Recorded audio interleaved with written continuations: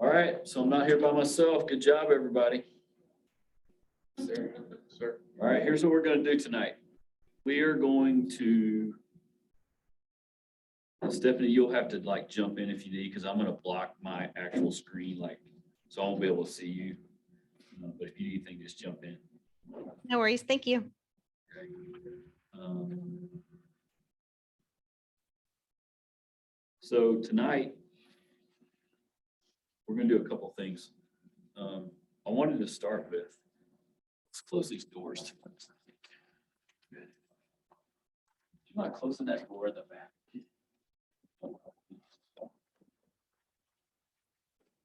Totally possible other people join. One of the things I wanted to do tonight, first, if you guys want, it's really up to y'all. Since it's a small group, we can kind of do whatever the heck we want to do. I'd love to start with a case, talk about a case for with anybody that wants to bring one up. If you don't, that's fine. We can jump to the next thing. That's kind of what I was thinking about first. And then the second thing, I was going to introduce this private practice topic, and I'm going to talk about it a little bit, and then I'm going to let you guys get in a couple of groups and kind of talk about a couple of things. And that'll, once we get into the group time, we'll spend a fair amount of time doing that. And then I'll basically, towards the end, I'll say, hey, here's all the topics we're going to cover when it comes to private practice. Knowing that some of you might straight go private practice, and then some people might work with other people. All the topics should be, you should be able to get something out of it, whether you're going one way or another. It shouldn't matter that much. Okay? So to start with, does anybody have a case they'd like to talk about by any chance?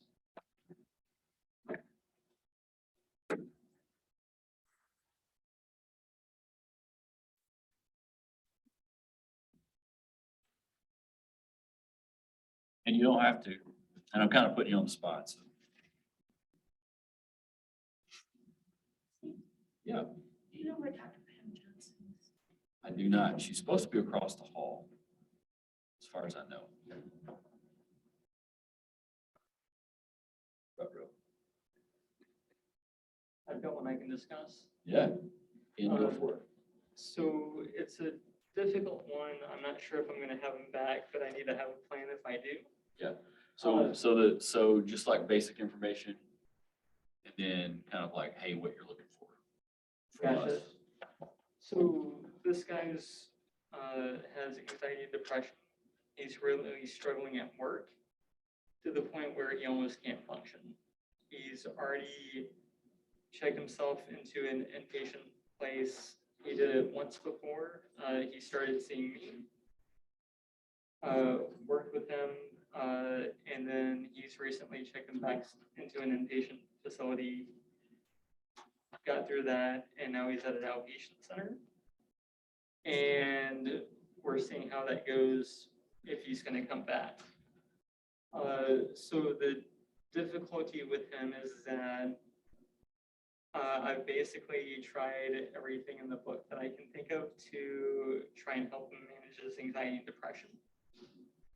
He is seeing a psychiatrist, and the meds have helped, but just not gotten him where he needs to be. So that's the background. But I mean, we've worked on automatic negative thoughts, tried thought stopping, tried, diaphragmatic breathing, just all these things that are generally supposed to help, with anxiety, and if it helps, it just helps a little bit, and we can't get any further from there. Yeah. I assume that he's been getting some benefit because he keeps coming back. We'll see how it goes with that inpatient thing, but I'm running out of options as far as what to help him with. Okay. And I'm just debating on whether, does he just need to be referred out? Does he need to go to someone else? Or is there something else I can do? Okay, so how long have you seen it? Uh, How many sessions? It's hard to say. It's 2 to 3 months that I've seen him. Okay. So 6 or 8 times. Something like that. Maybe it's been a bit more than that, but something like that, yeah. Anybody have any questions? Have you guys discovered what's his root of anxiety and depression? What's causing it? It's hard to say. I know he feels like he takes a lot of ownership as far as what has to be done at work. So there's certain tasks that other people kind of put off that he will do to try not to have everyone get back on and all that stuff.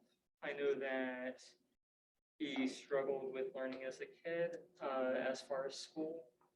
And it was really a struggle to kind of make decent grades, especially graduate from college and all that. In colleges where it really kind of went downhill. But as far as that, most of his relationships are good, all of that. So it's really school kind of pinpointed some of it. Work is kind of maximizing it with the pressure of getting his day-to-day done. If that makes sense. Yeah. What is, have you explored some of his self-care habits? How was that? Yeah, the thing is that he's been difficult in that he doesn't really seem to enjoy much. Like never had hobbies for much, even as a kid. The only thing that he did enjoy was kind of too expensive to continue with, now that he's got a family and all that. So there's a finance barrier there. Yeah, I've tried exploring, options that are related to that maybe would be less expensive, and we're not getting anywhere with that either. What was the hobby? Cars. Cars? Yeah, and buying cars and working on them and all that Oh, stuff. yeah. Yeah. So, I didn't. yeah. Okay. So, Michael machines. Hot Wheels. Oh, wheels. and, for a little while, we went down the route of even looking at, hey, possibly some career counseling, where you think about what you're looking to make, some things that you're looking for in another job. And he brought this up, and I was kind of concerned about it as well, is that he's concerned that the same stress and anxiety that he's feeling at his current job will follow him to the next one. And that actually happened about,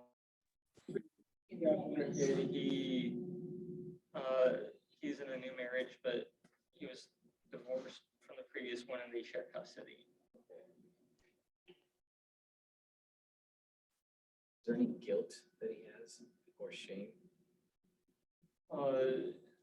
The only way I can get him to describe it is that kind of in two ways. One is that he feels like it's almost like he doesn't feel like he should be struggling at work. Although when you talk to him about it, everyone seems to be in the same position. They're all overwhelmed. And although he seems to have a little bit of empathy for the other coworkers and understanding how that is, he really doesn't seem to accept it for himself. And he does have guilt as far as going to the inpatient center and being away from them and making it more difficult on the rest of the coworkers.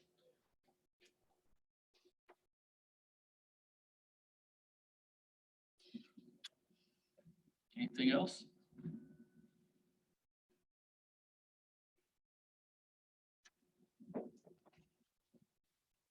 So what would be helpful for you?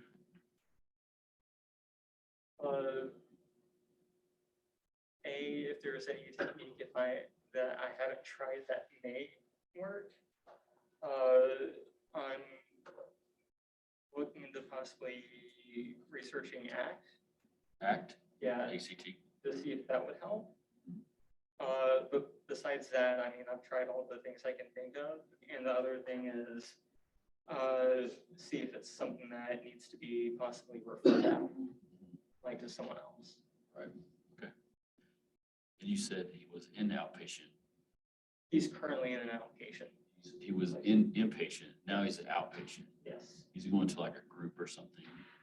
He didn't go into detail. I just knew he was going to inpatient. It was going to be for 7 days. Oh, gotcha. So after that was over, I contacted him. Hey, you still need anything? Let me know. Yeah. And he said that he was going to be in outpatient for it was like 1 to 2 more weeks. Gotcha. So if he feels he still needs help, obviously I'm going to be there if needed. But Sure. it's just I'm not sure if I can help him at this point or if it needs to be referred. Gotcha. Is there something about it that makes you feel like you wouldn't be helpful? Or that you haven't been helpful or anything like that? You know, I think he gets something out of it and that he keeps coming. And that I think it's kind of a relief to get some of that off of his, you know, that emotion out. But as far as his anxiety level at work, nothing's really reduced it to a level that it's manageable or really made his, you know, like seeing consistent improvement or enough to really benefit him that he can, feels like he can do his job. Okay.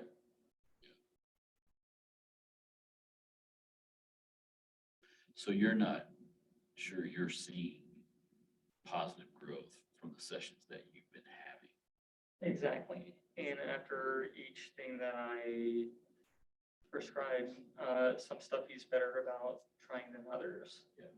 But none of them have a significant impact or increasingly significant impact. How would you know if what you were doing was helping? Or that Well, he was, but maybe making some progress on how would you know? right. Well, I ask him, I tend to ask him to rate it on a scale. And it tends to be like, you know, he may start off at a 4, but before the end of the day, he's at a like 8. And that's just pretty much every day. Like, I saw him every 2 weeks and asked him how he felt. Yeah. Basically, it's the same old, same old. Right. And, you know, if it varied on the scale or anything like that, I would, you know, be able to see a bit more progress, or it feels like I would. Yeah. But this, it just feels like it's the, Feel stuck? yeah. And he was, you know, kind of expressing just Yeah. feeling stuck. Yeah. Has anyone ever felt stuck with a client? Just curious. I mean, you wouldn't be doing therapy if you didn't feel stuck with a client sometimes. Or not know what to do or anything like that. Oh, yeah. What does it feel like? Scrapping, like you're trying to, like you're just trying to pull at something, Yeah. even if it's the client that you're Pulling just every trying to string. maintain. Yeah. Maintaining, Yeah. that's where it's a little tricky. What else? What does it feel like? Stuck? Not know what to do, whatever. I get anxious. Anxious, Anxiety. anxiety. Yeah.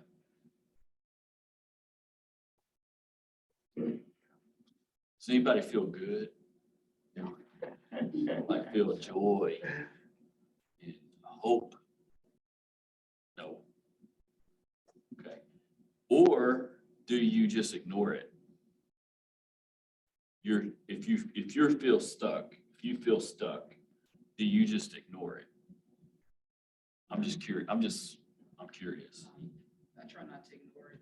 I try to go back in my mind, try to replay everything, every scenario to see if there's something I'm missing. Yeah. See if you can find something. Find something that I can go into the next Mhm. phase of talking.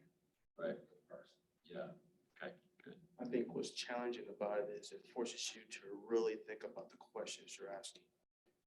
To Yep. encourage them to go deeper or to, like, you know, to find something. Right. More Yeah. just open-ended questions.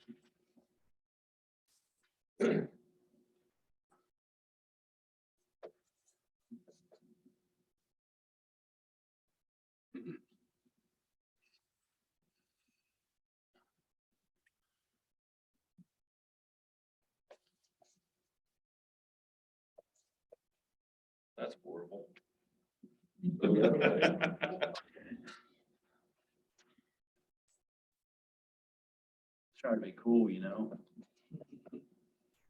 That's 3D.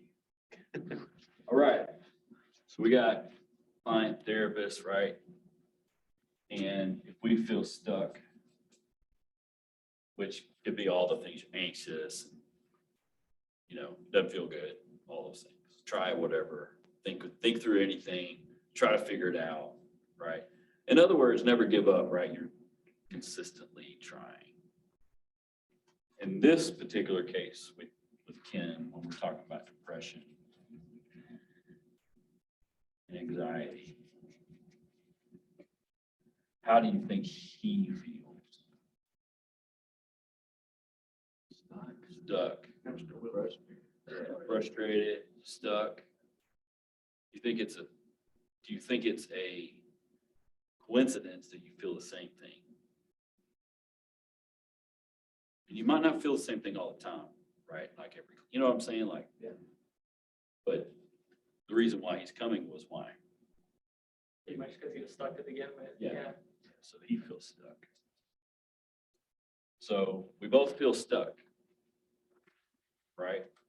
So that's the reason why I'm writing it out, like to see it, is because that's what's happening sometimes in certain cases, especially if you feel stuck. It helps to write out like what's going on. Yeah.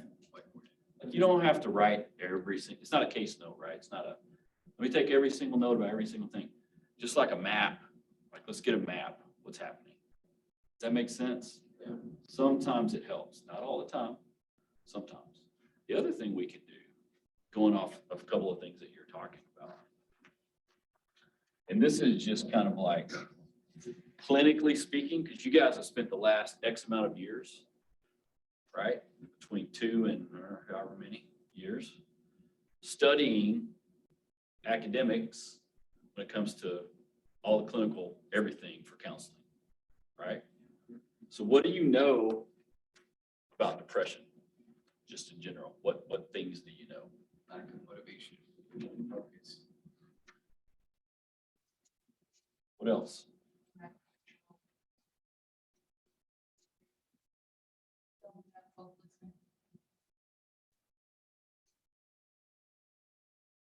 What else?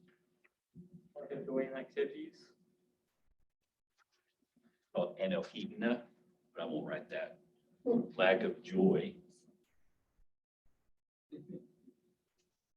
When you look it up in the DSM, that's one of the things. Right, so the other thing about depression is it's typically, not all the time, typically past focused. Like regret, like focus behind us, even if it's like the day before. Does that make sense? Not all the time. Sometimes we just wake up, we're not like regretting something, we just don't feel good, right? We feel joyless or whatever it is. But it's kind of this past focus. What do we know about anxiety? Future focus. It's future, which is worry, right? What else? What do you know about anxiety? The trigger. What else? Often based in fear. Fear. Yep. Thank you, Stephanie. What else?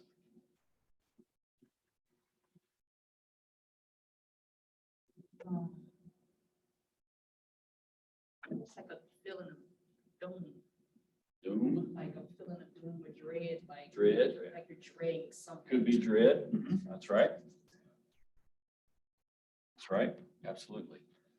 So, how can anybody feel all of these things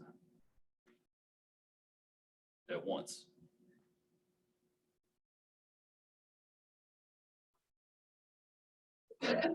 Right? It's probably happening. That's why you feel stuck, right? And I'm assuming he got a diagnosis maybe or something, like did he come with the diagnosis or anything like that? Yeah, because I mean, he's seeing a psychiatrist and on meds for it, so. Did he say this, the actual diagnosis was like, He did say anxiety and depression, yeah. so again, this is a map. This is probably, some of these things are going on for this guy, right? So what's going on over here with the therapist? What's happening? A little helpless. Yeah. Ken, you can jump in. It's you. Well, it just feels like I'm running out of options. Yeah. As far as methods and techniques and that sort of thing to help them with.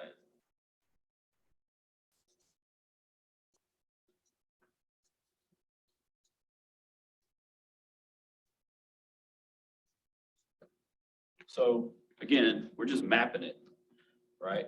So here's a couple of things to think about. Whenever we get to a place where we get stuck, sometimes it's because we have run out of techniques or like, you know, all the advanced counseling skills you've learned. If we tried everything, maybe we've Googled a couple of things or we've read something. We've tried breathing, we tried, you know, looking at cognitive distortions. We've tried multiple things, right? We do as much as we can. Sometimes what helps is take a step back and to kind of jump back into what a theory of what's going on might be. Because in a lot of cases, probably like 99% of the cases that you're ever going to work with, whatever your theory is going to drive what you do. Like we're developing theories anyway. Does that make sense? As soon as Ken started talking, everyone in this room began to formulate a theory. Because everyone asked kind of different questions based on your thoughts and theory. Does that make sense? Like it's natural, it's normal. You should do that, right? As clinicians, you need to have some kind of like, what's going on? Like basically making a meaning, right? Like what's happening, right? Which you should kind of do before you jump to what you should do. Unless like if someone's got, I mean, if someone's panicking or, you know, someone's having a panic attack and they're suicidal or you forego the theory, you jump to the practice, right? Like that's super extreme. But in most cases with our clients, you're going to be able to think of a theory. Not a theory as in, you know, attachment theory. I'm talking about like what potentially is going on. Like he was talking about work a lot. What's that mean? You know, is it only at work? Is it everywhere? Is it with family? Yeah, why does work have such a high priority to his identity? Yeah. Where is that root to? So now we're talking about identity, right? Now we've taken a step back. We've formed another theory about maybe it's identity something. Does that make sense? Yeah. This makes sense? It's literally just like take a step back. You have the benefit of having a 30,000 foot view of everyone you work with. They have a 1 foot view, right? Because they're in the middle of it, right? If we're not careful, and I've done this a million times, we get in that 1 foot view too. I do that all the time too. I have to take myself back. Like there's definitely times after cases, I'm like, oh man, what just happened? Like, I don't know what the heck I'm doing. I have to take a step back and go, well, here's what I think's happening. Let's go that route, right? So you try, if one theory is, we're just kind of brainstorming. If one theory is there's an identity, something, whatever, you know, is it work related only? Right now does that make sense? Do you feel more stuck or less stuck now? As a therapist? Your options are broken. Hopefully you feel less stuck. That's because now you want to explore more to identify if it is only work, if it is identity. Exactly. You want to keep digging. If you want to take it another step, and this would be y'all's next step in your maturation process as counselors. If you want to take another step, you would take this and run it against this. You go, well, this doesn't work, this doesn't work, this doesn't work. Because if I'm reading it through this theory, I got to get rid of some stuff, like filter some stuff out. Does that make sense? And the more you do that, the more you might be like, oh, wait a minute, maybe this is going on. Now, it's never one thing, right? There's multiple variables. It's not like, oh, it's just one. It's never one thing. If we can find the one thing, it's never that way. At least I haven't had that experience. That'd be awesome. That'd be great. If it was one thing. That's kind of like, if I had a magic wand and wave it, everything would be over. That'd be great too. And then I'd charge anything I want. I have a line of people waiting out the door, right? That's not how it works, right? You've already done 8 or 10 sessions, right? Do you have a kind of a theory that even if one you've been working on?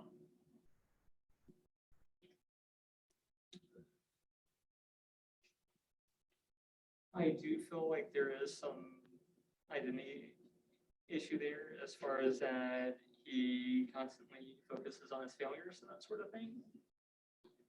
And it was like that with his experience at the university as well. So let's just take that. Say our theory, there's something about that keeps coming up, like it's a string, a thread that's weaved around a lot of the talk, a focus on failures. Let's just take that. Could you take that and go do something with him? Not that you haven't already. You might have already. I think there's some opportunity there. It's just finding a way to pull out that thread that will have some benefit. Yeah. If that makes some sense. Which is, you might have to hunt around and search and kind of thing, right? Okay. So if you don't mind, I'm gonna give a couple of suggestions. And then you do whatever you want. And then everybody else can give suggestions. If we focus on failures, like, which is a human thing, right? That's not this client thing, that's a human thing, right? Our brains, so we're gonna talk neurology for a second. Our brains normally naturally focus on negative, for the most part, right? Unless we've started training them not to. But our brains go negative easier than they go positive. There's reasons why that is. It's mostly a protective measure for the most part, and especially if there's been certain experiences in childhood that told him failure's right around the corner anyway. So, right, I mean, that's just how it is. So if we kind of think neurologically about the negative, that's kind of where we're going, right? One thing you can try is and this works for depression and anxiety. It'll work for each. So you have to be specific for each. And it depends on the client, like his experiences, right? One thing you can try is you can start to ask about evidence. So evidence for something and evidence against something. And for and against just depends on what the situation, or like if you take a thought or a situation or something, right? When you start building evidence for and against, you do two things. The first thing is you start to distinguish between what you're feeling versus what's real. Because we can feel something and it might not be true or real, right? Like our emotions are going to happen anyway. Just because our emotions happen doesn't mean what we're feeling is necessarily happening. It might not be true. It might be. If what we feel, especially fear, if we feel scared, like right now, a lion comes in the room and I feel scared, then I have one choice, and that's like leave, right? We're all gonna leave. But if we feel fear and we're scared right now, but there's no lion in the room, we're not about to die. So we can go to choice 2, which is something else is happening, right? So what we feel might not be what's really happening. When we start building evidence, we can distinguish between those two. Second thing that happens is we start to build new pathways.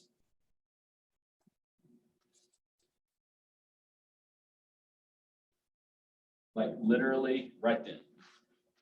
Like we'll start building a new pathway and it will not feel good at first.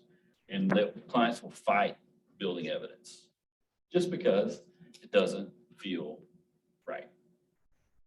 Does that make What sense? we've been experiencing is that he's really Exactly. So what you're really doing is, if we think about it, when we're building evidence, what we're doing is, we have built, in our brains, we have built currents, right? That could take decades to build. Circuits that join in our brains that have taken decades. And we can't expect 10 sessions to do what? Change it, right? When we build evidence, we're building a different path. And it takes time and effort, and that's why it feels like it's not working, right? That makes sense. That's one of the reasons why, probably the biggest reason, neurologically speaking, right? It's kind of like we built a canyon, and we're now gonna build a tributary around something. It starts as like a little bitty stream trickle, and then we can get a creek maybe, and then maybe a river. But that takes time. So when we build evidence, an example of that would be like, oh, I'm just making this up. I always fail, or I fail at this, or I'm a failure, whatever that is. You can literally just take that thought, whatever that thought is, and start building evidence for that thought being true first, and then for that thought not being true. What's the evidence that that thought is true, right? And you can make a list it, and then have them list the reason why it's not true. What's the evidence saying you're not a failure, or you don't always fail, or you're not always failing, right? Does that make sense? It does. Because it can't be true. We're not always anything, really, right? Now, the first list, the for list, I know this sounds confusing, but we do it this way on purpose because of our brain. The for list might be long because that's what he's normally doing. The against list might be short, but what you do is after you build the against list, you go, how's that feel?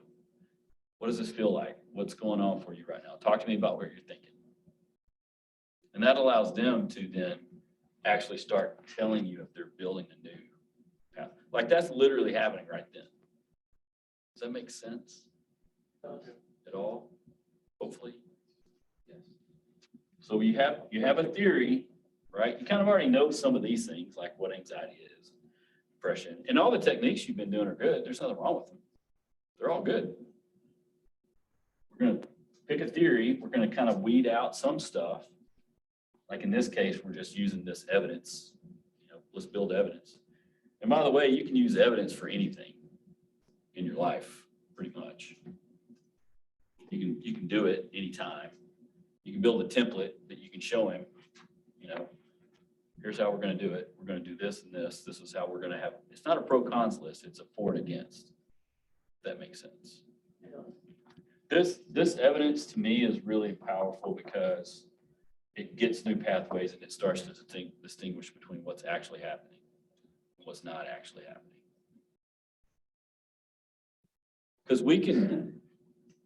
Because our brains, the way they function is when, especially with anxiety, it happens in depression too, when we think something's happening, the right part of our brain is the storytelling part, and it'll tell all kinds of stories to keep us safe, and it's mostly negative and not happy. We need the left part of our brain to wake up and jump in, right?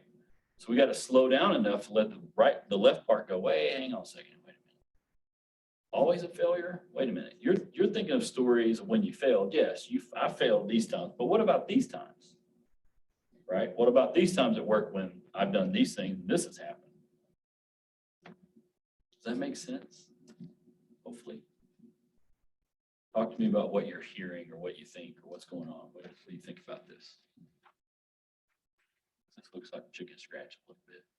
That makes sense. And again, this is what I might gravitate towards. Not everyone here is going to gravitate towards this, right? But we're all going to gravitate towards some kind of theory we have about what's going on, right? That's good. That's a good thing. That theory should drive what you're doing. But I find when we feel stuck, it's good to take a step back and like draw it out. Or think it through. Like not everyone's visual. Some people aren't.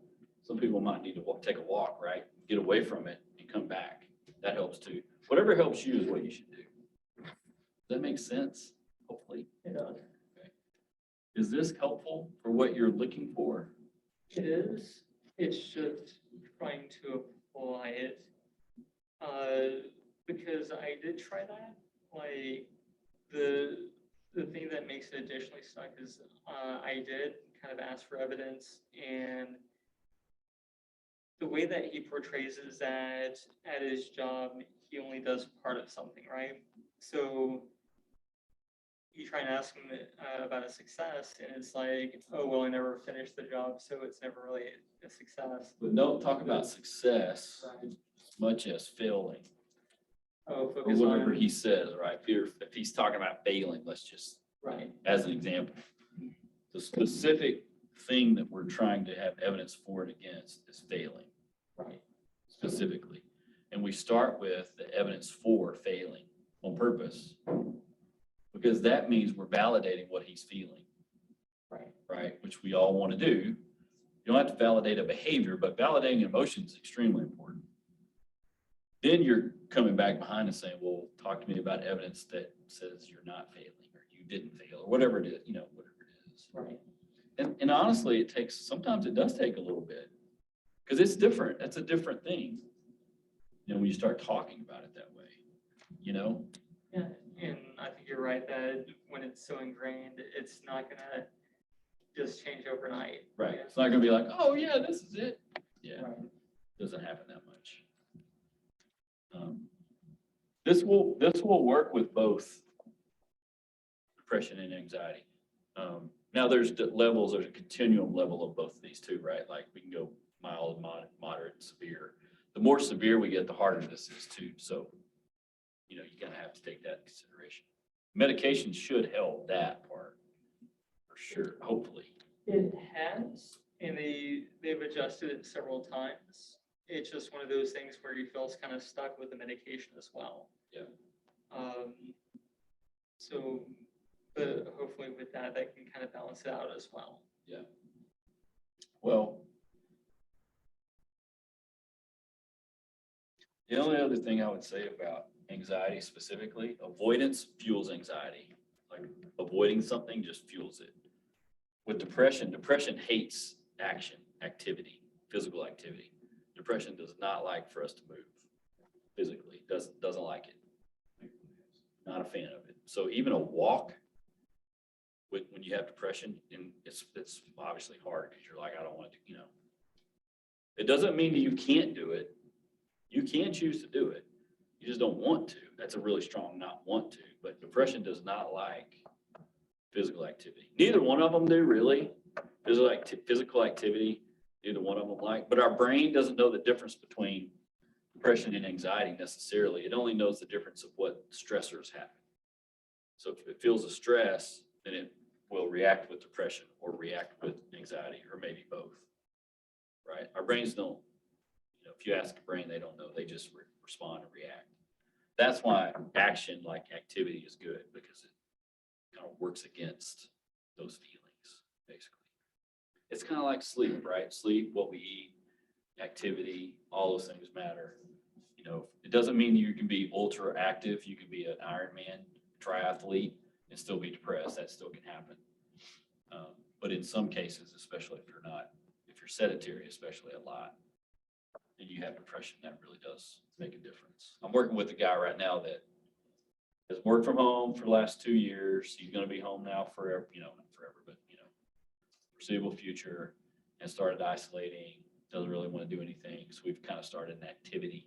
I've given him like 3 choices or something per week. Pick one, do it 2 days a week kind of deal. He took a walk around his block and then one other thing. That's it. Right? Just literally move. Right? Which is another kind of strategy that you can use. I've actually, when I've met with people in person, sometimes I would walk with people during a session.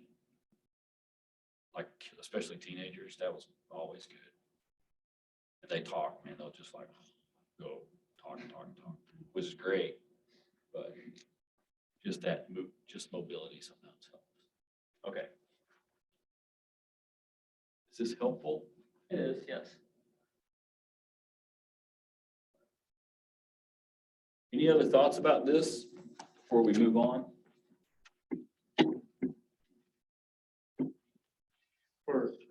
particular case, would it be appropriate to come from an angle of, with focus on the failure of asking probing questions of, will that failure be meaningful a month from now, a year from now? So the 10, 10, 10, right? Yeah, 10 minutes, 10 months, 10 years, you can do Yeah. that. That's a technique, absolutely. and what about from a approach of what would you tell a friend that may be going through the same thing? Yeah, absolutely. You can do all those things.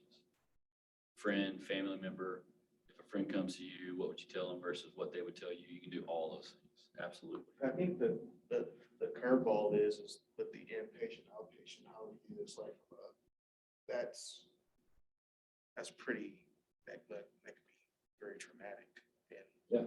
definitely impede on the confidence. Absolutely. And that was kind of the concern, because I mean, if anxiety is that extreme that you can't manage work to the point where you have to check yourself into an inpatient facility to get away from that. Yeah. That was one of the things that kind of really sticks out to me as far as, well, this is pretty extreme. And in that case, if you want, you can also just focus on that. And not the depression at all. Just focus on ways to cope with. In some ways, there's also like it needs probably at some level, maybe not immediately, but at some point, we have to work with our clients to come to some form of acceptance of what's happening too, which is really hard, really hard. But you could just focus on the anxiety, not the depression. Could do that. Like, especially if there's panic or whatever was happening for him to go to the inpatient piece.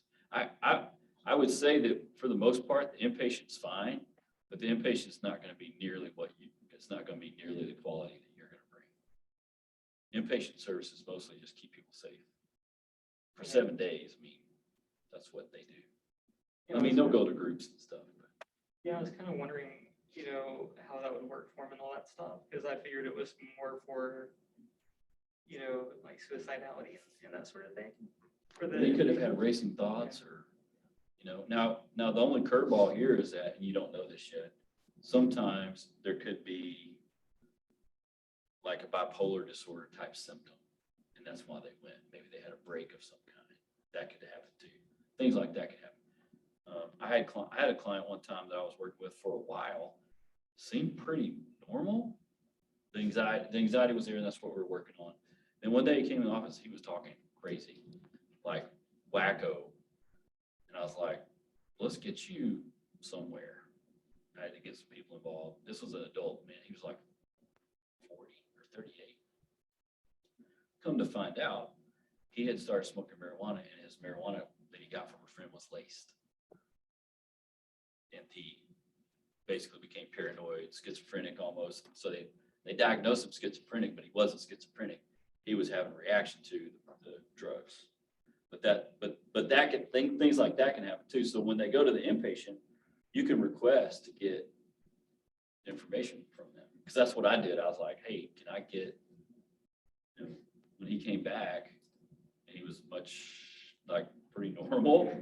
And he even said he doesn't remember. I mean, I smoked this, and then I don't remember a lot. And because he had like 2 or 3 of the joints that he smoked, like kind of consistently over like a day. And it kind of, obviously progressed more and more. So for like 2 days, he doesn't remember. Right. So I got the report from the place we went to. We got him checked in somewhere, his family.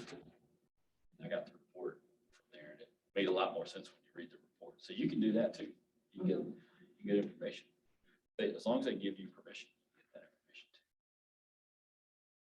And a lot of times with like IOPs, when I've worked with like in groups, when they've come out of an intensive outpatient group, like the leader of the group, if they give you permission, you can talk to that leader, so you can kind of talk about the things that are happening. You can give them background, and then they can give you background on how they were doing. Things like that, you can do that too. I think that helps too. I think it would be just to kind of see without the work, how he's functioning and all that, because it seems like that seems to be the primary issue in his life. Yeah, So I'm just curious as to how well he's functioning without that. yeah, and that, yeah, work stress, I mean, obviously it's stress of some kind. That would be the other thing is I would wonder, has this ever happened, like, have you ever felt like this before? Just work pain. Be negative about it. You don't never want to think that somebody's playing you, but a lot of people do. Just say that they're stressed to get that time off of work to go, you know, a counselor. Because they're stressed at work and they're trying to get away from them. And they need that time off. And so they would, it's not working. It's not working. So we document it. So they need to stay home. Oh, look into it to see if there was some type of history. Just to Yeah. make sure it's legit. You can look into anything when you're trying to figure it out. The great thing about what we do is we don't have to worry about that necessarily. Like, that's not really up to us. Right? If they're lying about, like, I've had clients lie to me about stuff or not tell. I had another guy call me this week I worked with 6 months ago. So I wasn't telling you everything. Here's what was really going on. Well, it doesn't hurt me. It's hurting him, right? Now, obviously, we don't want them to lie to us. We want to try to figure out as much as we can. And if they're lying and you're like, this story and this story doesn't go together, you can say that. You can bring that up. But our job is to kind of hear what they're saying and kind of go from there. So, but someone could be trying to get out of work. I mean, there's a lot of people do whatever they want to do. That's one thing I've definitely learned. If someone wants to do something, they just do it. That's pretty much it. Okay. I've put slides, like these slides I'm going to kind of go over. I've put them on Moodle. If you want to grab them, you can. They're the exact slides. There's some research that I put together that I put up. Some of it's a little bit old. I need to update a couple of things, but one of the reasons why it's old is there's not a ton of research put into like private practice up until about a couple of, like 2 or 3 years ago. Now, if you go online, you can find all kinds of people that will help you streamline your private practice, and grow your private practice, and be the best practitioner you can be. There's all kinds of information out there. And for a small fee, they'll help you do that. I'm going to do all this for free. I'm going to give you all this information as much as possible. I'm going to just kind of dump information at you. Okay. I try to do slides as we go each class so you can at least have some information. All of this should apply to you whether you're going to be out on your own or with a group or in a clinic somewhere. Any time in your career that you're going to be self-employed or even if you're a W-2 employee, this information should be helpful, hopefully. The different parts of it are helpful for different people. Okay. The other thing I'm going to do is I can't quite nail down my CPA friend to come and talk. So I've got the recording from last time. I'm going to go ahead and put it up. It's like an hour and a half long, but it's really good information. I'm going to go ahead and put it up so you guys can grab it and watch it. It'll go into a lot more detail about things like what the self-employment world looks like and taxes. And I'll talk about some of that, but not like Chris. His name is Chris too. He talks about it in a lot more detail. So I'll go ahead and put that video up for you guys to have too. Okay. Thank you. Okay.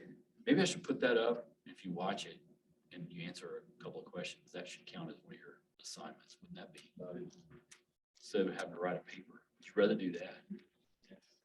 Just if you're in the class right now, you get that option. If you're not here, sorry. Do it. You missed out. Okay, so let's talk about private practice. I'm going to go through like 2 or 3 things really quickly, and I'll take steps back and see if you have questions. A lot of this will be, some people really like research, some people like whatever. So some of you like research will like this. There's not a lot of research on private practice, but there's research on certain pieces of private practice that can be really helpful for you. One of the things that we know for sure is that when you want to find out information about like what a sole proprietorship is, what a corporation is. What does it look like if is that different than me being an LLC? Or what does that mean for my taxes? The way to find the answers to those questions is always find a good CPA. A good accountant will be able to tell you that information like in their sleep, because that's what they do all the time. That's pretty much their whole job, right? They help people understand the ins and outs of all those things. Anything dealing with your income and your tax, like whatever tax you have to pay, you want to head towards a good CPA, especially if you know someone that you trust. That's super, super helpful. And that's kind of some of the stuff that Chris will talk about in that video that I'll post. We're going to talk, not tonight specifically, but I think the next class we'll spend time thinking about things like picking a space and thinking about a startup budget and what does it look like? Should I join a practice or should I go on my own? What does it look like? And we'll even talk about it from the standpoint of you joining something as an intern or an associate, whatever that looks like. Because those can be a little bit different too, in terms of like signing a contract and how much should I make and what should I make. Ken and I had a really good conversation last week at the end of class about how percentages work and what you should think about, things like that. We talked about that a little bit last week too, when we talked about supervisor, like finding a supervisor. Can I get a supervisor included in my contract and included in the work that I'm doing? If you could do that, that's awesome. That's what you want. Otherwise, you're paying, usually, you're going to pay for somebody to be your supervisor. One of the things that we know about the burnout rate though, in terms of like self-care, there is starting to be a little bit more research done on self-care and burnout when it comes to mental health. My prediction is after COVID, we'll get a bunch of that research out because there's been a lot of burnout in the mental health world. What we know is the thing that actually protects us against burnout is community. Whether it's working with other clinicians, joining another practice of some kind, or at least having a kind of cohort kind of folks that you can talk to, hang out with, even if it's once a month. We know that actually helps a lot with burnout. We kind of knew that before COVID. That was some of the research that was coming out before. My guess is that because of COVID, we're going to see a lot more of that. I've got a couple of folks I was in PhD work with that they only focused on that, burnout and self-care, and that's like their whole dissertation. It's that piece, like that whole area for clinicians is pretty wide open. You can find a lot of information about that. So one of the things that we want to think about is, and I kind of mentioned this earlier, you are a clinician, so that's what you spent all your education time doing. You've been learning how to be a counselor, like soup to nuts, all of it, right? Now, we want to combine basically an entrepreneur.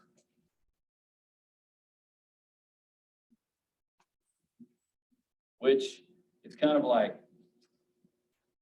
a small business owner, let's say, something like that. And for the most part, we don't have trouble seeing ourselves this way as a clinician. We have a harder time seeing ourselves as this as well, right? Especially if we're self-employed, like if we're on our own. Like, where are you going to get people, right? If you start a business, you're starting a business. So you have to have a little bit of this spirit, which just like this, you all probably had like gifts and abilities already, clinically speaking, and skills that you added to that. Most people have some form of entrepreneurship inside them, even if it's a small bit. But the good thing is you can learn how to do this too, especially now. There's lots of tools that you have now, even in the social media, in the social marketing world. There's a lot of tools that you can have that will help you get there, right? So this is something we kind of know, we're cool with. This is what most of the time we have trouble with. This is usually where we're like, because why? Because this is the money part. When you start charging someone, right? Even though we all sit here and go, no, I can't wait to charge people. It feels weird at first, a little bit. You get over it quick, don't worry. You get past it, right? But the money is usually the kind of thing that feels weird. Not all the time, but a lot of the time. Does that make sense? So basically, you're combining these two worlds together to become whoever you're going to be, right? Now, there's some things you can do to help with this process. This process for you guys, you're on the tail end of this thing, right? I mean, the education part, right? You check mark that. You're going to have hours to complete. That's kind of where you're at now. And then you get your full license, right? You're just waiting to check those two. Once you check those two, you're like full board, here I come, right? LPC, I'm here. You can do this too at the same time. You can start doing it, right? So what does that look like? Some of the ways that people do it, especially now, I've noticed, it's actually my wife, she keeps bugging me about this. So I am not on TikTok, never have been, never really cared about it. My kids are, my daughter especially. And we monitor it. And now my wife's on it. She's like all over it. She's bugging me because she gets on these therapist feeds or counselor feeds, right? There's a ton of them out there. She's like, you need to do this. You can make blah, blah, blah. I'm like, yeah, that sounds great. Well, she kind of has a point. That's a way to diversify your practice, right? One way to be entrepreneurial is to find a niche, right? The other way is to diversify what you do, what you offer, which can go hand in hand.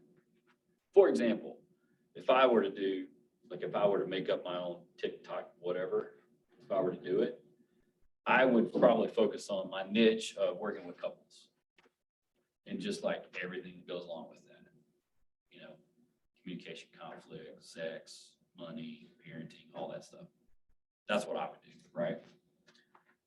As you guys are going through your hours to get your license, you can really start kind of honing in on what your niche might be or what you like doing, right? You'll figure it out.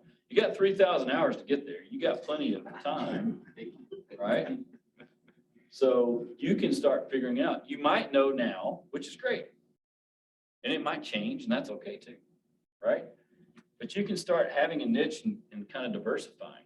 One of the reasons why you think about niches is also because you can offer your services to other organizations maybe or other places to help them with whatever your niche is, right? Like whatever it is you're good at, you know? Because really what we're talking about when we talk about small business owner is you are charging for your services. Someone's paying you for a service, not a product necessarily, paying you for a service. So as you find your niche and you kind of diversify that inside that niche, your services could be wide ranging. I worked with one of my colleagues at the last practice I was at.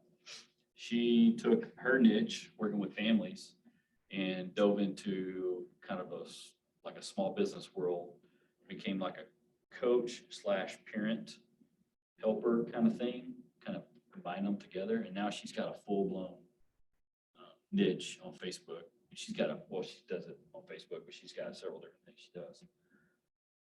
Where she comes in and she helps families. And that's where she's always wanted to go, especially families with young kids. That's kind of where her niche is.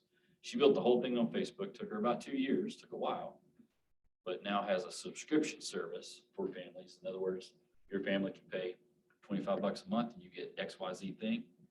You get these groups, you get these free resources, blah, blah, blah, right? And all of a sudden, she's got 100 people paying $25 a month. It's pretty good, right? It takes time, but you can do that. That's just an example, right? Some of you might say, oh my gosh, that's too much work. I don't want to do that. That's cool. Do something else. Find out whatever it is that you want to do and do it.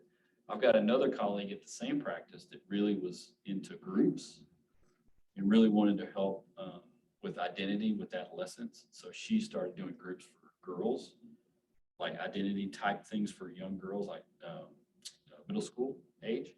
That's what she started doing. So she started having groups, and that was her thing. The great thing about groups right now is you can do it online. You can have a ton of people on a group. You can have 40 people on a group if you want. Well, that's probably too many, but if you wanted to do things like that, you can, right? So when we think about diversifying, we think about not just diversifying within our niche, but diversifying like on multiple platforms, different organizations, like going where you might be needed. Like, do you have something that an organization needs? Does that make sense? If I was smarter, I would have thought about like employee assistance programs, for example. Like all major companies have a contract with a company to provide employee assistance programs, EAPs. They're pretty lucrative if you can provide. Like I could take all of y'all, we could all work as a company and provide EAP services for a big company. If I was smarter, I would have thought about that. That would be an example. Because someone has to think of it to do it. And it's a contract thing. What's great about it is it's a contract and it has nothing to do with insurance, which is also good. Does that make sense? That's just an example, right?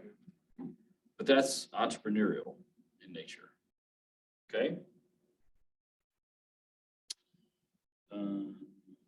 Oh, this is another one. Like along the lines here, like testing.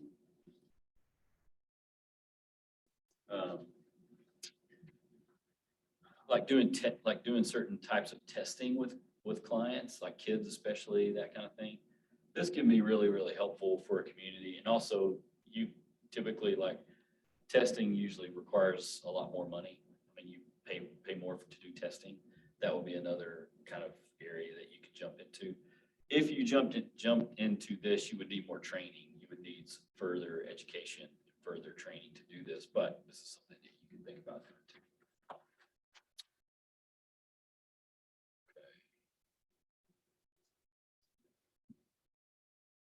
Doing like offering trainings for like businesses or like schools or things like that. Absolutely.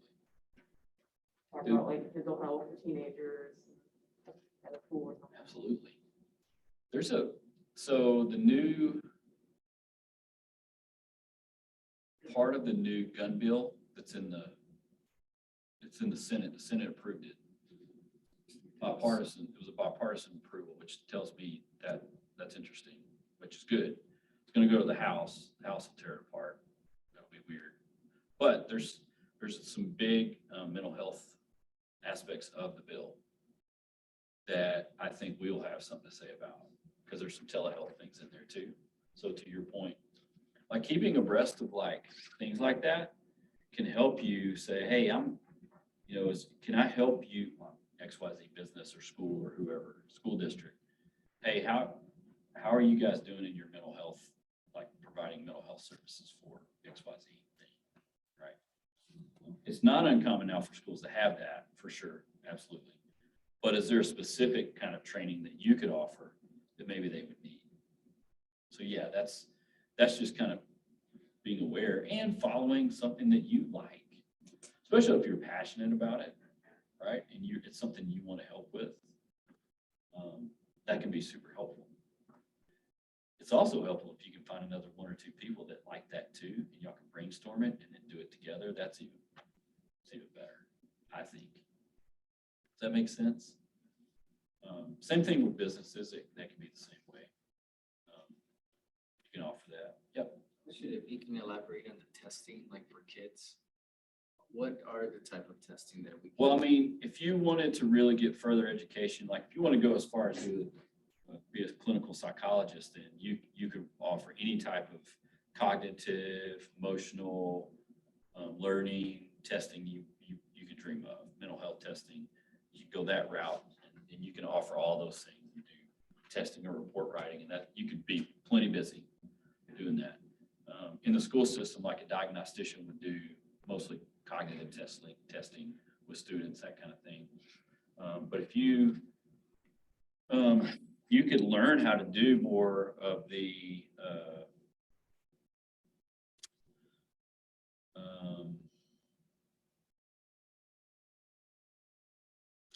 like, for example, like I work with couples, and if I do some testing with couples, then whatever I have like a fee that goes with that. If you want these, I'll do these assessments, and this is the fee. Because I'm administering it, scoring it, giving a report, and that's takes time. So basically it's based on time, right?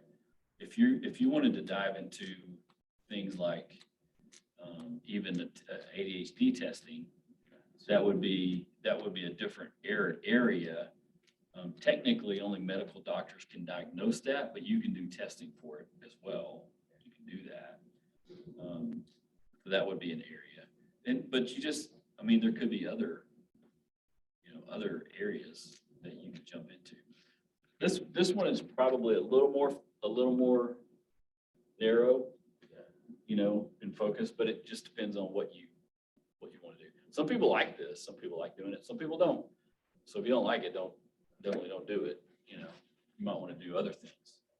So, but anything you can offer to an organization, a school, a group of people, churches. I mean, I partner with a church right now and I do trainings with their marriage mentors, like 2 or 3 times a year. Like you can do things like that. I mean, there's lots of ways to partner. You kind of have to be creative, and that's why for me, I like to join with other people, because the way I work is I work better when I have 2 or 3 of us. We kind of brainstorm and do. You always have to have a doer, like in that group, someone's going to actually do what you're talking about too. You got to have that too. Okay. Does that all make sense? Okay. Any questions so far?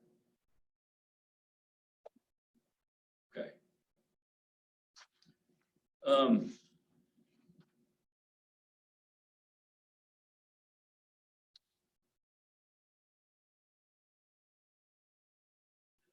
If you, as you start to think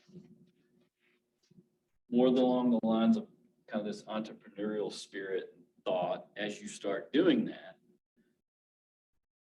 the quicker you can kind of wrap your head around that, be comfortable with it, the easier it will be for you to kind of kickstart something or get that going, right? For example, even though you're going to be an associate, doesn't mean that you can't market yourself, because you can. When I first started, the first 2 clinics, I didn't have to do a lot because they did a bunch of marketing themselves. But when I moved to Denton, I only needed like 150 relational hours or 130 or something like that. So me and another clinician decided we were going to go and talk to salons. So we hit up like 4 or 5 salons in the Denton area, because a lot of people talk to their hairstylist. And we got a ton of clients. Ton. I still get clients from my mom's hairstylist that she's been working with for 35 years. He still sends me people. Because they talk, any place like that where people talk to each other, you can market with them. The doctor's office is the same thing. If you wanted to get into really like conflictual areas, you can market with lawyers. Lawyers and judges are always looking for good family people, that can work with families, especially tough cases. So that could be a niche too. Like you can market in that way. Also, like if hey, I want to work with kids or adolescents, well then go to the school system and talk to them and see if you can get on their referral list, because every school system has a referral list.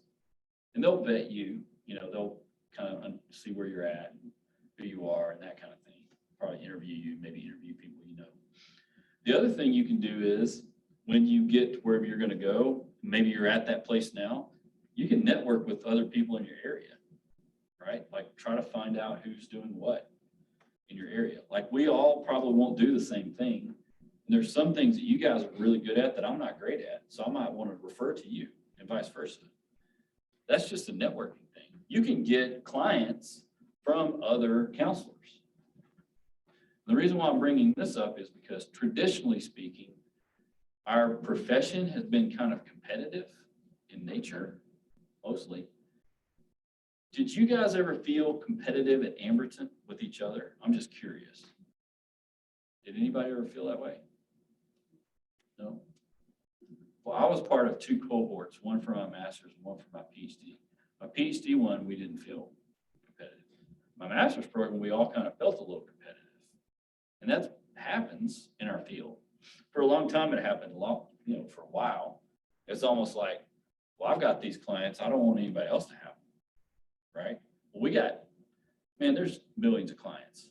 They're everywhere. We don't need to hoard them, right? We need to be more open to people that can help. So just networking with other counselors can really help you a lot. Does that make sense? Yes. It seems like it should be like common sense, but for some reason in our field, it's not always common sense. You might even try to network with other counselors and they'll be kind of like, what are you doing? Are you trying to get my client? No, I just want to, I just want you to know what I do and I want to know what you do if we can help each other, right? Hopefully that will happen more and more, but that's just one of those things that happens. The last practice I was a part of, I joined it partly because we all wanted to work together. And I still refer people to them still. So that's really important. But that's also part of being an entrepreneur. You ask any entrepreneur, they'll say they network with tons of people all the time. They're always talking to people, Now it depends sometimes it also depends on where you live. So I lived in a great big huge area in Keller. It's a huge part of DFW. Keller's four 6A high schools, big area, a lot of growth around us. Moved to Van Alstyne. It's a small little bitty place. I don't network really in Van Alstyne because I don't want to see clients in there. I don't want to run into them. And I don't want them to run into my family. I had a potential client call me yesterday. We were talking and they were like, oh yeah, I live in Van Alstyne. I was like, oh, well, let me give you somebody else. Because I'd rather be your friend. I can't be your counselor because we live in the same town.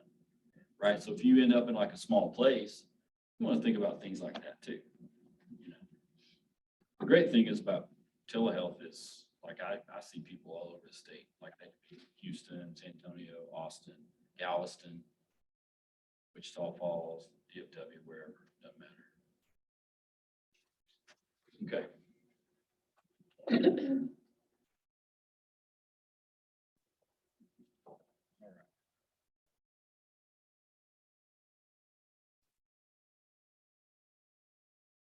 Here's what I'd like to do now. We're going to do our group times. Everyone's always excited about this.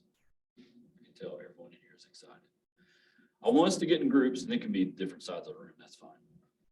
But there's a couple of reasons why. One, I want you to kind of process some stuff we're talking about. But the second reason is for my benefit, because I want you guys to brainstorm a couple of things for me so that I can understand some directions I need to go.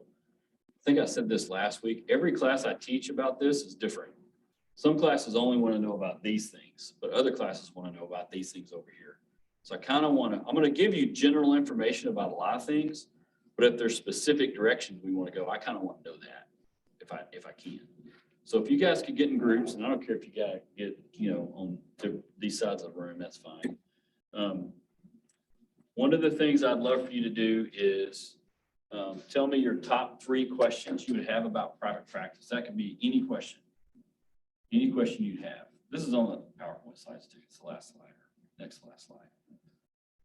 The second thing I want you to do is, could you brainstorm ways that clinicians can be entrepreneurial? What would that look like? And what do you think that is? What do you think that looks like? Right? We'll do that for a few minutes, then come back and talk about it. And then we're going to do one other thing at the end. Okay? Have fun. Be free.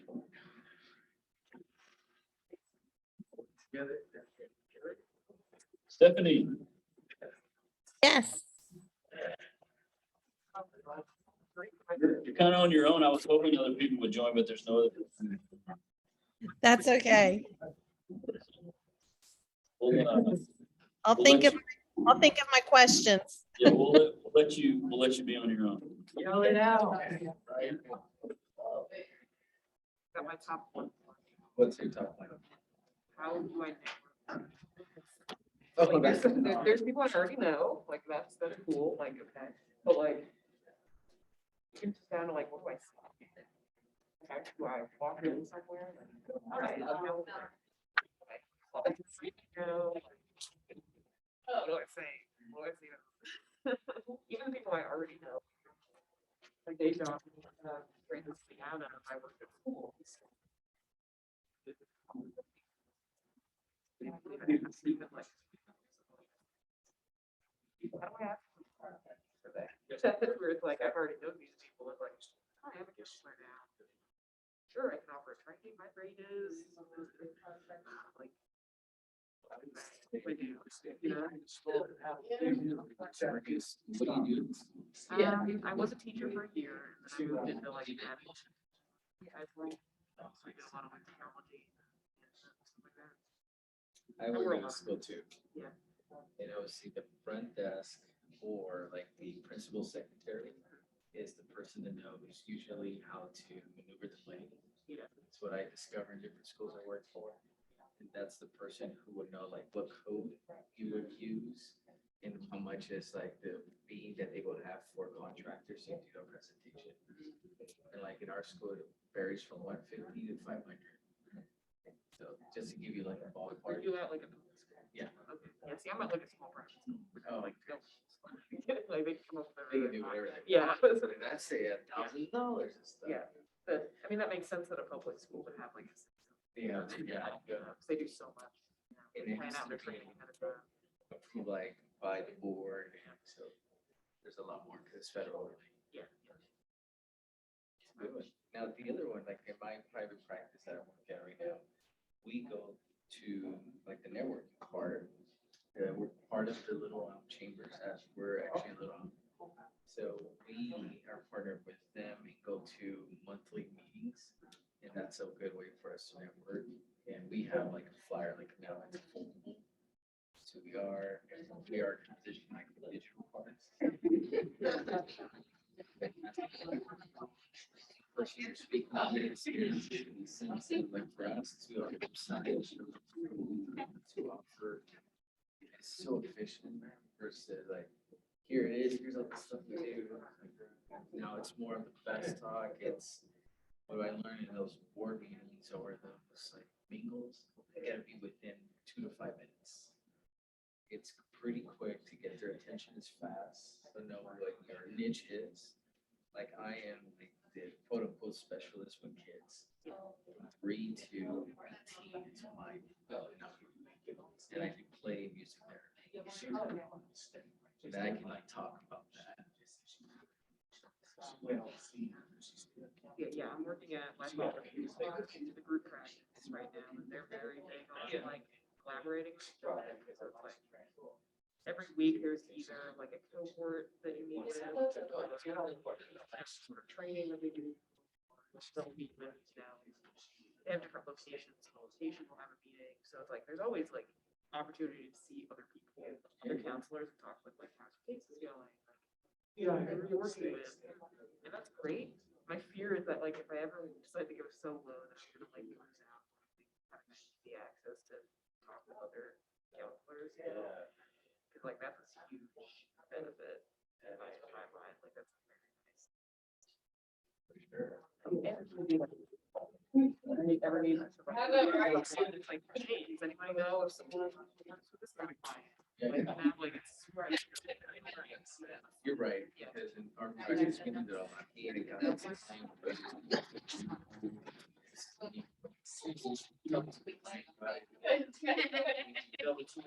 Or like, I don't do with families. I started with that, now like, they have one that's specialized in that.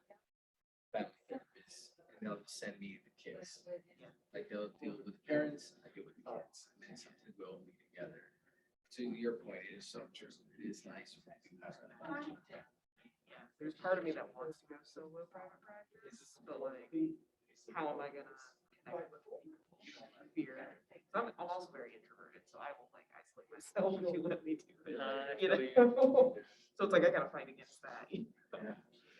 One option that you have is my understanding, there's Amberton LinkedIn that you can join. I know there's Facebook. So, I'm not on yeah, I'm not either. So, and to be honest, I'm not on LinkedIn either, but I know that there is one, and I think it was created by the students like several years back. So, I mean, it's all students that are on there. I was thinking like if you're part of like.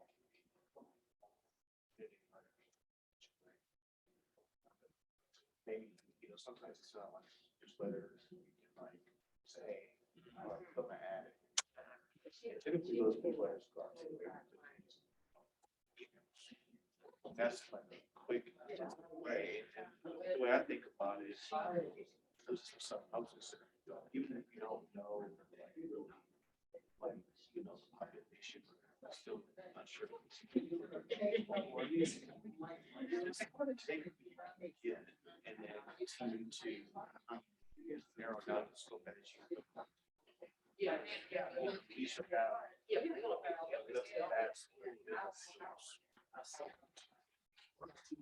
Everything's kind of tripping down from there, and then you'll modify your app that more discussions.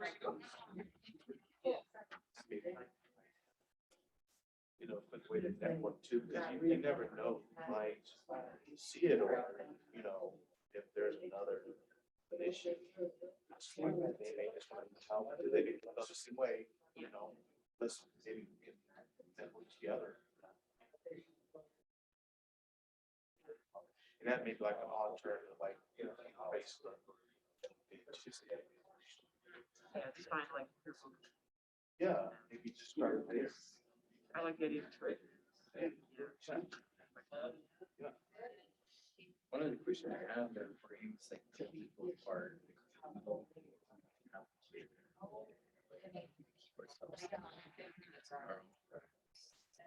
They get CPA, that's for sure. And single part, it's one that I always worry about. And actually on that video he's gonna send about the CPA. He talks about the LLC versus some of the other options. He really recommends and kind of explains kind of the breakdown of what each is. Kind of, So good. yeah, it's good. It's really good. I will hope he does do that, so I have to do that together. Started. I'm like, And even like getting like down to like your consent, maybe even having a supervisor look that over. yeah. Maybe they'd be willing to do that, and kind of just come through and say, you know what, it's not too clear, or I would phrase it this way. Right. Chances are your supervisor, they've had that experience or whatnot, so probably doing a full joint with an organization and have their own on the side.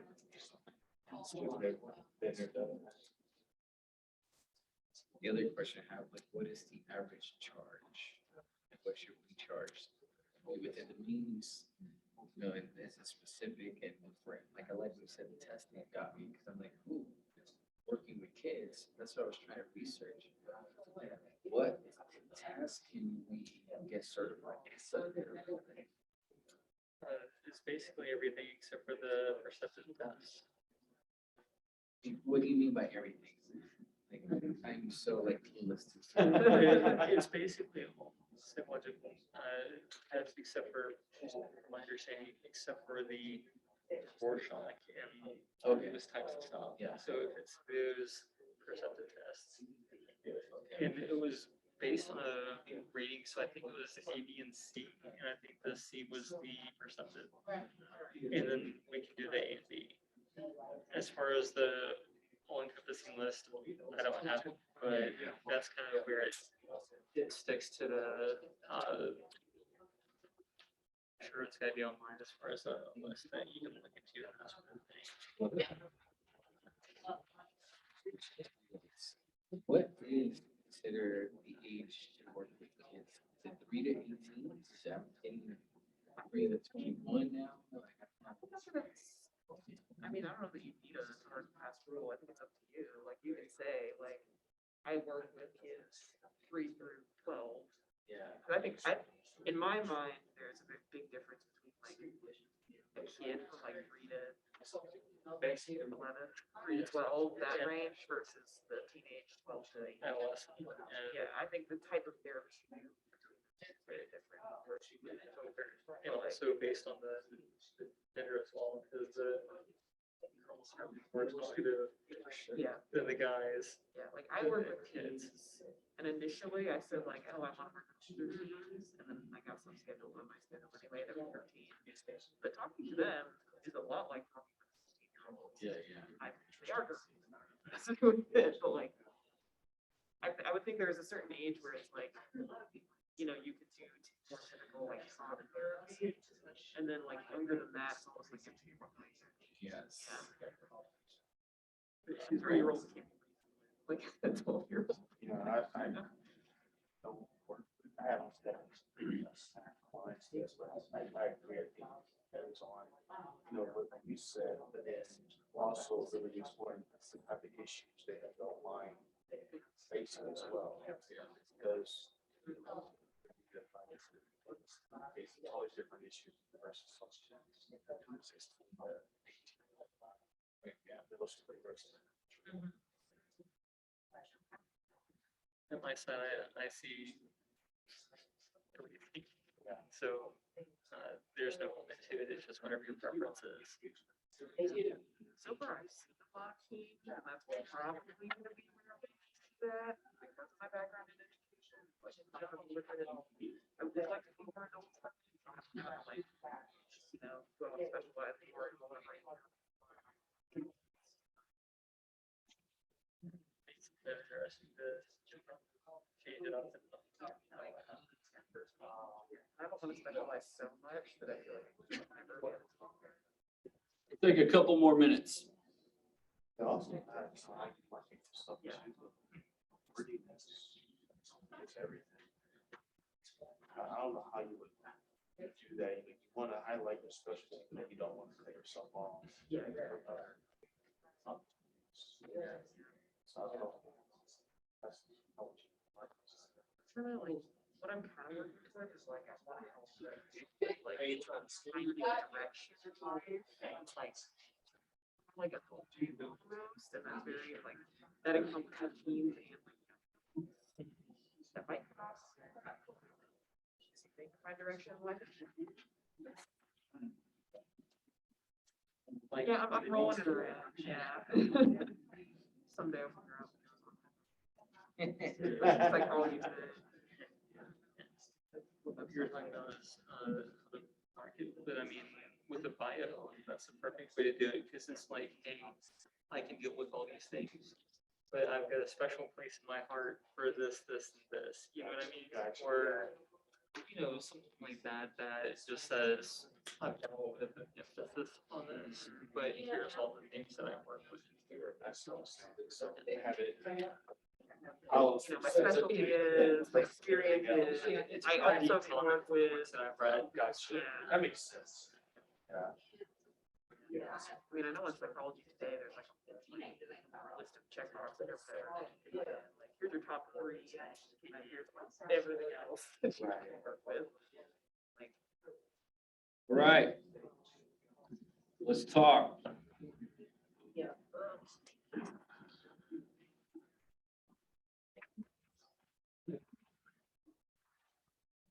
What do you guys think about developing an entrepreneurial mindset? What'd you guys talk about? Legalities. You said legalities? Yeah, how to keep yourself. Did you say legalities? It's not a word, sorry. Being legal? Not just legal, but yeah, like staying within like the rules. Oh, yeah, yeah, yeah. You know what I mean? Like, Stay. That made me laugh because I'm like, Yeah, we need to be legal. That's probably- But that's, But like, that's I good. was thinking, That's like, good. intake forms, like, do we have to have a lawyer? Like, what is the verbiage? Like, all of those little things. How do we represent ourselves? Exactly. Yeah. Like, what happens if we are sued? Yeah, I just standards. say legal, like, I'm not gonna go all drunk and high. I don't know, I got them kind of worried a little bit. It's not the worries. So the standards, and ethically, we have standards we have to keep, right? Like how we portray ourselves to the public. Right. Like we have ethics about that, which is good. So, but how the standards that we present, like if we say we do this, we should do that, basically, right? Okay, good. What else? I want to piggyback off of what he said, for auditors, if someone was to come in and audit me, what do I need to have? Like what needs to be information? in place? Yeah. Yeah, good, good. What else?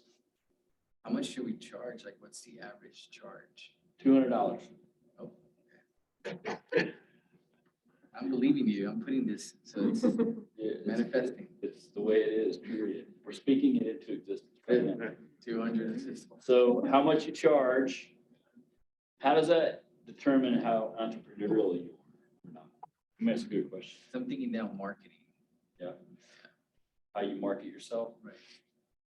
How much you guys think you should charge? I have this conversation all the time, Yeah, and so you have newly fully upgraded therapists who feel some kind of way that LPCAs are coming out demanding $100 an hour. They feel like, well, you're gonna push the scale with the current upgraded licensed counselors. okay. Because you guys don't have enough experience, so I don't think you guys should come out back asking for $100. So I'm advocating that's not true, that we should be able to come out and ask for that $100, an hour. Maybe you need to up your rate. Hey. Right, as the LPCA, new LPC person. These are conversations you had. My friends are therapists, and so they kind of like, feel a certain kind of way that LPC, because I'm in Facebook groups, and there are LPCAs who are saying they charge $100. And so there's some pushback sometimes. In a Facebook group, there's pushback? Yeah. I thought Facebook was like the most nice. So what you're saying, I think, goes back to what I was talking about, competition. Okay, How competitive we can get. okay. If you want to charge $100, charge $100. Yeah, That's what I say. Yeah. If you can do it and they can't, that's not your fault, okay, right? right. At Lifology, at the group practice I'm at, they do, I think their like standard thing for like LPCAs starts at 90. And then I think after, I don't know if it's like a year of experience or what, then that goes up to like 120. And then once they're fully licensed, they can decide whatever they want. Right. Yeah, certain, now, some places you go to might have a scale like that. You don't. And I don't know, have a lot of choice. I don't know what the split is, like with the agency or what. Yeah. but- Yeah, Joni, yesterday, because I'm at Lifology as well, I found out the split, it's 40-60, 40 for the clinician. Right, 40 for the clinician? That is correct. Is that what you're talking about, Ken? I had heard mostly 60-40 from other practices with 60 to the clinician. All right. So, They put a pin in that, we're gonna come back to that. sure. That's ridiculous. 40-60 split. Thank you. Ridiculous. We're gonna come back to that. That is. Wow. But to your point about the month, like how much you charge, this conversation is an important conversation for you to think about. Like, I didn't even think about this until I started practicing. I wish I would have been able, you can charge, technically, you can charge anything you want. There's no like rule, there's no law, if you guys want to charge $200, you can. I don't know if you're gonna get anybody, but you can do whatever you want. So it is an important conversation. So let's put a pin in this one, because maybe I'm gonna circle back to that. What are some other entrepreneurial kinds of things that you think we can do? What do you think? Like, that add value to your practice? Like, how can you be an entrepreneur as a clinician? Oh. What would it look like? I'm not sure if insurance have anything to do with it, but I'm kind of like, how do I get contracted with all these Yeah, insurance companies? yeah. So insurance, so now we're talking about things you guys think are important. How much do I charge and can I get on insurance? What other ones like that are important to you? Because I know some people who use Headway to get their insurance started. What else? And Stephanie brought up the split, the percentage. What other private practice-like topics are important to you? Or what did you guys talk about? I think just like some tips on like how to network, like what do you say, like how do you approach it? Okay. Like where to go or what to say or both? Okay. Good. What else? My other concern was, more security, safety, like for a violent client that kind of just went off, or one that's just really, really sick and don't need to leave my office, and I'm the only one there. I leave my office. Okay.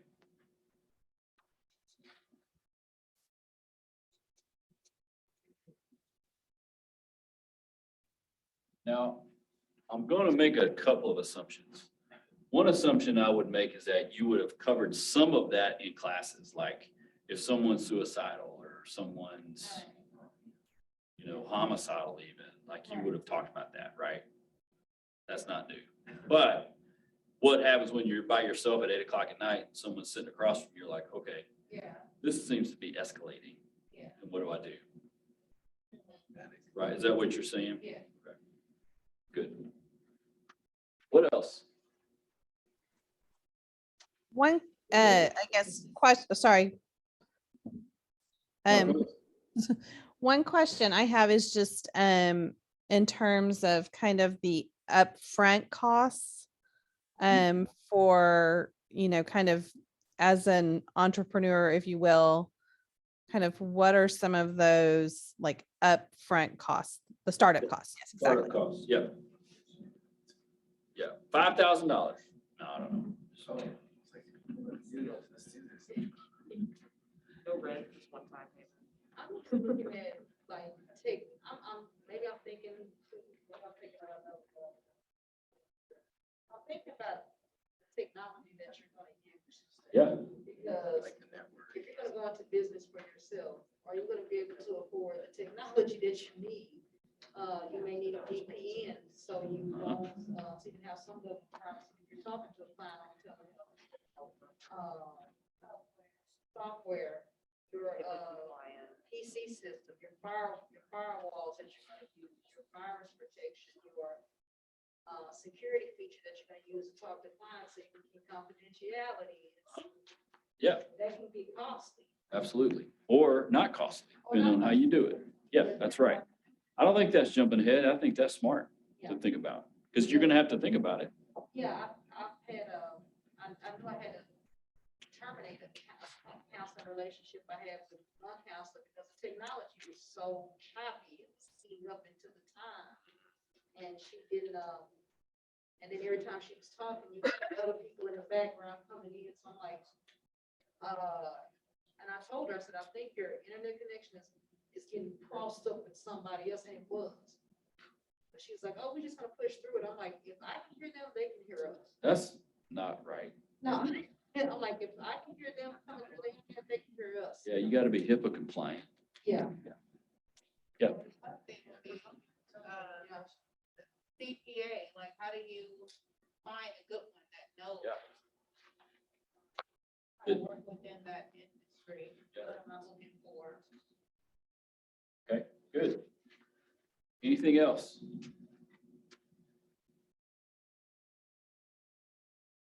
we're going into business with the therapist. Go into business with another therapist. Like co-owners or something. So what type of practice? So is it a group? Is it solo? What is it?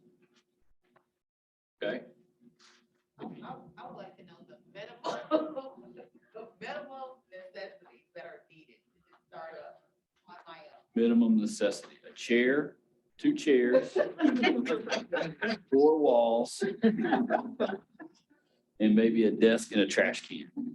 That's it. That's it. That's it. That's all you need. My first solo office was at a Regis office building where you pay for space by the month. And my office was like this big, from here to the door, and about this wide. And I had families of 4 in there sometimes. We were all like in there, cozy. And I was like, "Oh, I don't want to do this anymore." So I found another spot. But yeah, you don't need much. In terms of like startup, you don't need a ton. You know, I borrowed chairs from them. I went and bought a little IKEA little $20 little stupid table. I still have it at my house. I bought a desk, or they had a desk there. I bought like a file cabinet, you know, a shredder on Amazon for $15. Yeah. So that's it. You know, for some reason, I always thought in my head that, when people take counsel, that they always use insurance, healthcare insurance. I never thought about self-pay. So Yeah. Yeah. Well, why don't we talk about that tonight? Would that be okay if we jump into the charge thing, the money thing? Let's talk about that. Stephanie, is that okay? That is perfect. Okay, here's what we're gonna do. Everybody take out a piece of paper or your phone or computer, whatever, something you can type on, write on real quick. I want you to write down how much you feel like your services are worth. Don't cheat on everybody else, just it's your own. Yeah, your service. You're gonna counsel someone for 1 hour, you're gonna charge what? What do you think your service is worth?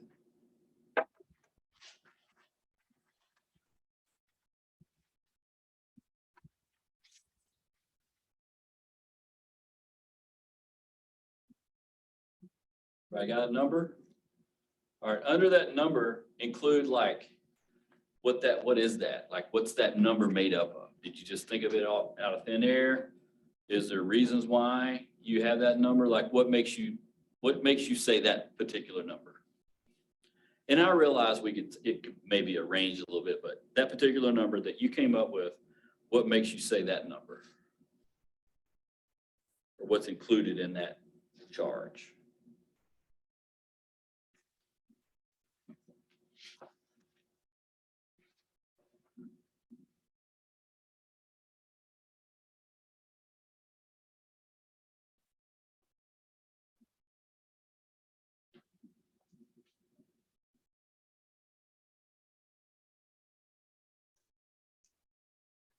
Okay.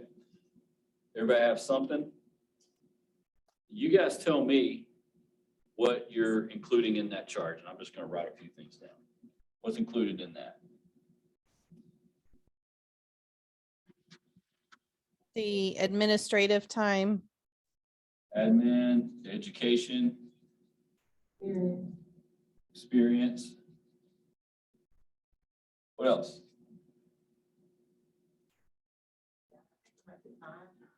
Time. Time isn't like the hour. You're talking about like the.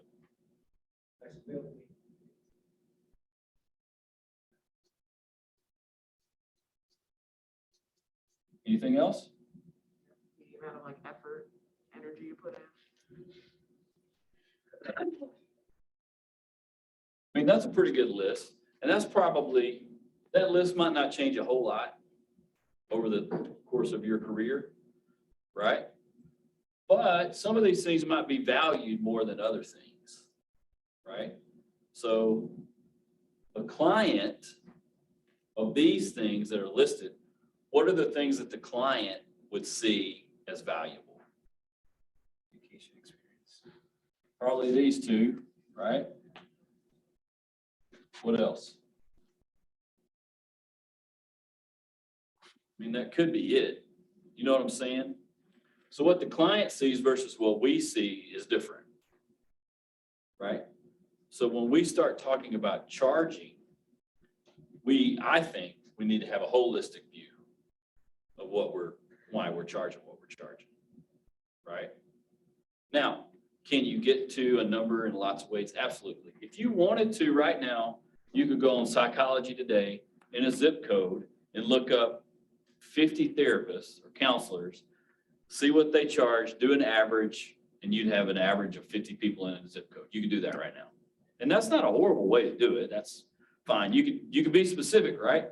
You could say, well, I'm only looking at LPC associates and be specific and do it that way. Or I'm only looking at people that deal with this disorder or this issue or whatever. You could do it that way. That's not horrible. There's nothing wrong with that. That's market research is what that is, right? That's a way to do it. Another way to do it would be to think about something like, okay, I know that I'm a small business owner. As a small business owner, I'm going to have costs like this admin cost. I'm going to have costs, and that's going to be admin. It's going to be potentially a lease or a rent or, upkeep of something. I've got a license, that kind of, there's going to be costs I'm going to have. I'm going to have an overhead every month, right? And we think of that. The next thing we think about is income. Like how much income do I want to have, right? I'm making all these numbers up. I want to make, $1,000 a week, it's $4,000 a month, whatever it is, I want to make, right? We'll keep it round numbers just so we can, just for our argument's sake. So I want to make $4,000 a month. So if I know that, and I know what my costs are, I know what my expenses are, and I know what my income is, I could theoretically find out what my charge should be. Does that make sense? Based on what though? Based on sessions, right? So to get to this number, I've got to have X amount of sessions, either per week or per month. Does that make sense? It's kind of reverse engineer it, right? So if I want to get to $4,000 a month, I got to have $1,000 a week, basically, right? So if I have 20 sessions in a week, how much do I need to charge to get $1,000 for 20 sessions? It's arithmetic, right? So I need 1,000. How much? 20 goes into what? How many? 1,000, how many times? How many sessions do I need? I got 20 people coming, how much do I charge? Right? $50. $50. Right? No, that's not right. 2 zeros. Yeah, that's right. $50. So I can charge $50 for 20 people. That'll give me $4,000 a month. Right? Well, my costs are $1,500. So now I got $2,500. Well, wait a minute, I got to talk about my tax. Stuff like that, right? Does that make sense? Like this is where we start thinking, $50 gets me there, but it's $50. That might not be enough, right? So you can do it two ways. You can start with how many sessions you want to work. Like how many of you want to work 30 sessions a week? You want to see 30 clients a week? You want to see 20? You want to see 10? You want to see 40? You know what I'm saying? Like you can say, I want to see 20 clients in a week. So that means I need to charge what to get to what? that make sense? That's just like a fairly practical way to look at it. Now, obviously, there's gonna be some nuance in the costs and your overhead, things like that. But you're gonna know those numbers. You should know that going in. You should know pretty close. Does that make sense? Okay, now we're gonna bring in the big question is, do I do insurance or not? Like, do I need, if I take insurance, what's that mean?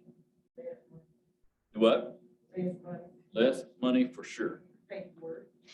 Right, so if we say we're gonna do insurance, and I'm gonna give you guys just the rates that I know right now. Now, they might change, but I'll just give you the rates that I know, okay? So Blue Cross Blue Shield and United. Cigna, Aetna. Those are the big four. There's like dozens and dozens and dozens of insurance carriers.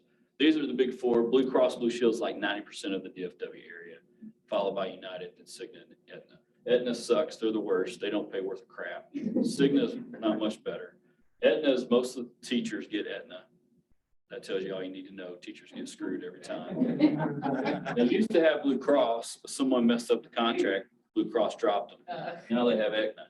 I used to be on Cigna, and they pay about $50 for an individual session. Now, that could be different. That was 4 years ago, so it might be different, but it's not much more than that. Okay? I don't even know what Aetna is because I'm not going to waste my time with it. United for an individual session is about $109. For a couple, it's $91. Why is it less? I don't know. It's stupid. It doesn't make sense. Because insurance companies don't understand what it is. So a couple and family, it's about $91. Okay?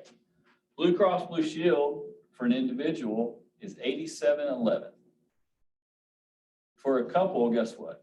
$73.25. So let's go back to our plan, $50, right?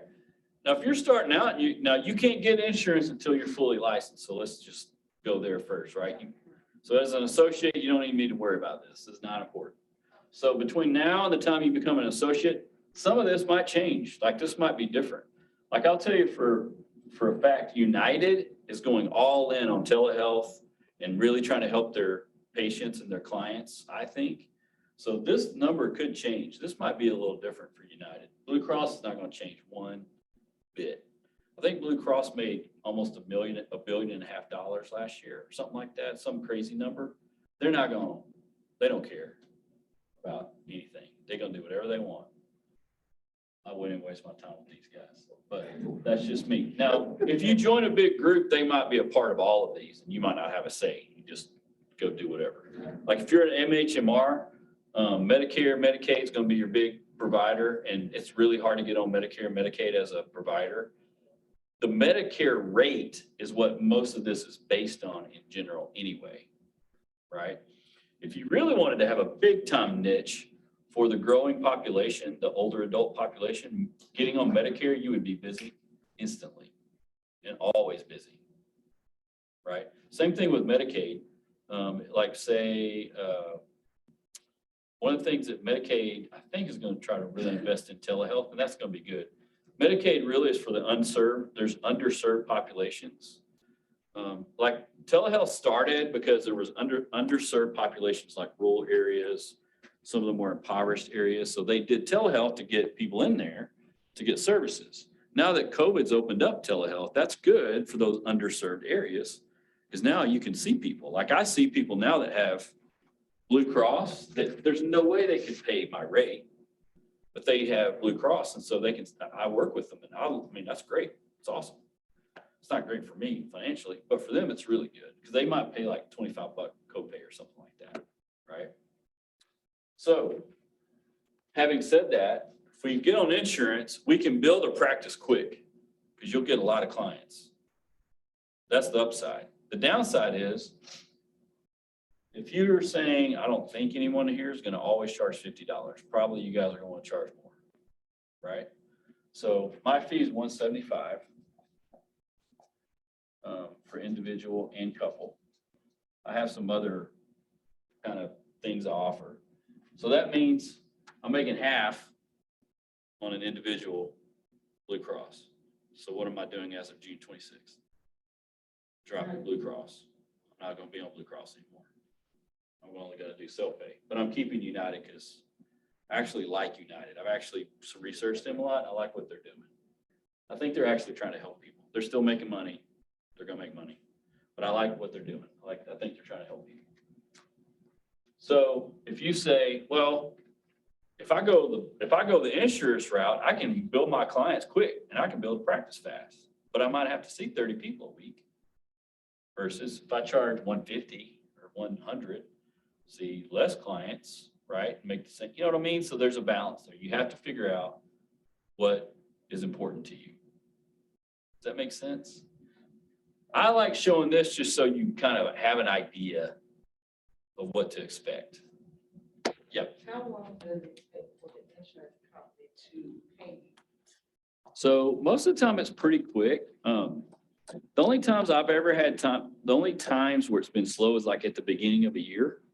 Like one year, 2020 actually, January of 2020, I waited on a couple of Blue Cross payments for like 6 weeks, which is super uncommon. They usually pay pretty fast. Like I've got 3 Blue Cross people right now, and I usually get that payment within a week of service, which is really good. United's the same. They go pretty quick. So that's actually gotten better, I think. When I first started, they used to send a check. Now they do direct deposit, which is nice. Yeah. So EAPs sometimes are different. So like on Blue Cross, that's a different, like I could sign up for that, but I didn't want to do that because that's like $65 or something. It's not even as much as the regular. So I didn't do that. But United, it's everything. You take everybody, EAP, regular, whatever. And so for EAP clients with United, I can be selective. If I can take, if someone calls and I'll say, hey, I'm not taking any more EAPs right now, I can do that and refer them to another place. Here's the thing that United's doing that no one else is doing that I like. You can get their United app, and on the app right now, you can go and find a behavioral health specialist right now. And you can book with them within I think they say within 2 days, they try to book people, which means there's people like us that join that program, right? And you're basically saying, hey, I'll fast book people. I'll do that. You might not make as much, but you could get a lot of people. I kind of like that. I think that's super helpful that they're doing that. So once you are fully licensed, how do you go about finding insurance? Is that a hard thing to do? No, it's all online. Everything's online. Becoming a new provider. It's called an insurance panel. There's a couple of things you have to do. You go on their website and apply. It's a pretty painless application. But you also have to go on a site called CAQH, which is a clearinghouse for all insurance providers for every mental health care person in America. And you basically go on there and they vet everything that you're saying. And every insurance company goes there to make sure that we are who we say we are, right? The other thing you'll want to do in the process is get what's called a national provider index number. I think it's index or it's an MPI, and it's a number that you get. It's like a 7-digit number, and you'll have that MPI number forever. And that's just what you have. If you choose to incorporate, which I would actually, you don't have to incorporate to do this. I would also suggest that you get an EIN, which is a federal tax number. You can get that instead of using your social security number. That's free. All these are free. No, it doesn't cost anything. Everything's free. The process then takes between, they'll tell you like 4 to 6 weeks or whatever it is, whatever their process is. I think with Blue Cross, when I first did it, I had to do paper. Like I had to write everything out. I had to fax it. It took like 3 months. United, everything was electronic. It still took about 2 months. But that was during COVID and they were really moving people through pretty quick. It takes a lot less time when you tell them you're not gonna be with them anymore. They're like, okay, your date is June 26th, you're done. That's it. That was a Sunday. I think it's this coming Sunday. I didn't even choose. They were like, here's when you're done. That was really fast. I was like, that's kind of weird. Why would you want to get rid of us? Anyway. If you're a part of a group practice, a lot of the group practices are a part of a bunch of insurances. That's kind of how they get clients. It's how they float things. And you'll see a bunch of people. I interviewed with a group practice back in 2014 that if I would have been hired, I would have been full-time and I would have had to be available for 40 hours a week, 40 clients, which is crazy amount. They said you don't really get that, but you have to like make yourself available for that to reach this level pay. And the pay scale actually wasn't very good. So that's why I didn't go there. So, but that's an option. I mean, so if you wanted to go the group practice route and get an income, like be a W-2 employee and not have to worry about trying to go through this process, you would just join that and then they would vet you and get you in their group insurance panel. You can do that too. Or you say, I don't want to do this at all. I'm just going to be self-pay. And I'm just going to go self-pay and that's it. The average time to build clientele self-pay route, depending on your pricing, is probably like 18 to 20 months, something like that. So it takes time to build it up. Now inside the self-pay, you can do a sliding scale if you want, right? You can do it based on income or you can do it based on, like I've got so I do a 175 rate and then I've got packages where I'll do I do 60 and 90-minute sessions. So I might do a 60 or a 90, and I might do, with a couple, I might do a 90-minute session at $200, and we might only do that twice a month or something like that. Because I've got a lot of people that travel, so we'll do 90 minutes, full bore, $200 or something like that. Or I'll say, hey, if you come pay me $1,200, that gets you 10 sessions or something like that. You can do things, you can be creative with it and do it kind of however you want. And then I also offer intensive sessions where it's like 6 hours, like basically between 6 and 8 sessions all at once on a weekend. Like I'll do like 6 sessions, like 3 hours on Friday and 3 hours on Saturday. And we'll slam those together. By the time they're done, they've got like a month and a half of sessions done. I might do something like that too. So how often are you seeing those clients where you charging the 170? So this is weekly. Most people are weekly. And people actually pay that, come and pay that. They do. I'm worth it. I'm probably worth more. Because I'm pretty good at it. Mainly because I've just been doing it over and over and over and over and over. But they don't have to. I mean, there's lots of choices. I'm definitely not the cheapest. I'm not the most expensive either. But yeah, to your point, some people look at that number and go, oh, I'm not paying that. That's cool. That's fine. I mean, that doesn't bother me. I want people that know this is what, and they get this is, and I got like a program that I run people through, mainly couples that I work with. Now I work exclusively with couples as of the last 6 months. And there's like different things that I work them through. So they kind of know, like I tell them, here's what that gets. Here's what that means for you. The one thing I am doing for the people that are Blue Cross with me right now, I'm only doing 120 for them for self-pay. I'm giving them kind of like a discount for that.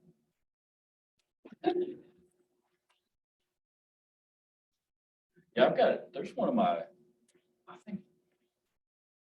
know people that charge like $225. That's not common. Yeah, there are these life coaches who probably don't even have a bachelor's degree charging $100 and something for their session. Yeah, sure. Anybody can be a coach. Right, so that's why I said, based on education and experience for us. Charge.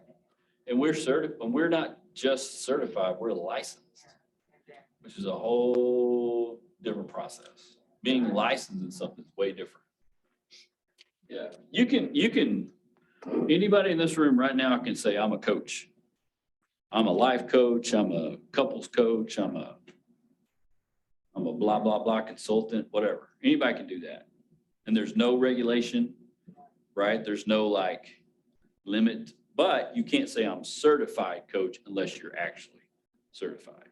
And there's lots of certifications out there too, for sure.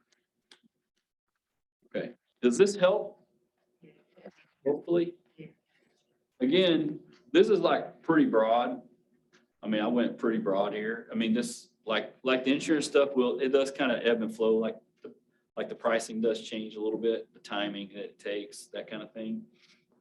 But this is pretty, you know, knowing how much you're gonna have to spend and how much you're gonna make, that's just like basic, kind of knowing that basically will help. Now, the video that I'm gonna put online with Chris, he goes into a lot more detail here and like business planning and what that means and that kind of thing. And choosing a CPA, that was one of the questions you guys were asking, like choosing a CPA, he talks about that. Like I said, it's like an hour and a half or so of pretty good information. Now, it's an information dump. I mean, he's going to give you a lot, but it's really good. It's actually really good. Ken, did you see it? Were you? It was really good. Yeah, it's good. I mean, Chris has saved he saved me a ton of money. Because I made a ton of mistakes that cost me money. And he's the one that was like, hey, let's do this. And he's really helped me a lot. So, and plus he's just a good guy. He wants to help. He wants people. He's kind of at this part in his career, he's like, he wants to help people as much as he can. And he's worked with a lot of mental health providers too, which really helps too. I think I was the first one and I kind of got involved in the partner, which is good. I think we should be done. Y'all think so? Next week, we don't meet. Our next Zoom session is the 7th of July. I can't remember. I don't even know if is it, I feel like it's, yeah, we don't meet next week, which is like the 30th. That's the end of the month. Hey, next Friday is July. Wow, how about that? We either meet the first week of July or the second, I can't remember, but I'll send a message out. It'll be Zoom, July 7th. right? Everything's Zoom. So from here on out, it's Zoom, except for the last 2 weeks. And I'm all for a party the last week if y'all want. Zoom is at 7. Go get some 7th, yeah. drinks. Everything is, 7 to 9. The Zooms are 7 to 9. We might have the Frisco location. Yeah, man, I really wanted to go back to Frisco. Thank you. Thanks, Stephanie. Thank you. Thanks, bye. Okay.